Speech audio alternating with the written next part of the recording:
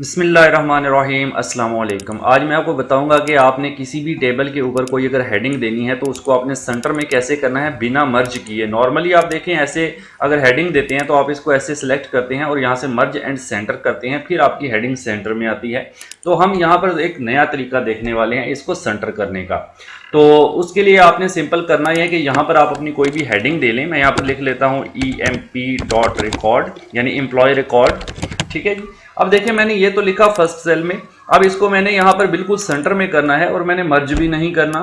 तो आप जस्ट ये करेंगे, अपनी सिलेक्शन बना लेंगे। उसके बाद आप यहाँ पर इसके ऊपर राइट क्लिक करेंगे और नीचे ऑप्शन आएगा फॉर्मेट सेल का।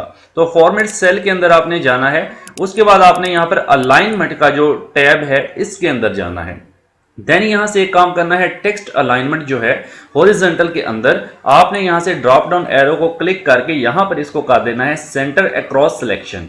जस्ट आपने इतना ही करना है और ओके कर देना है। नाउ यू कैन सी कि आपकी जो हेडिंग है वो बिल्कुल सेंटर में आ चुकी है, जबकि हमारे जो सेल्स हैं वो भी मर्ज नहीं किए हैं।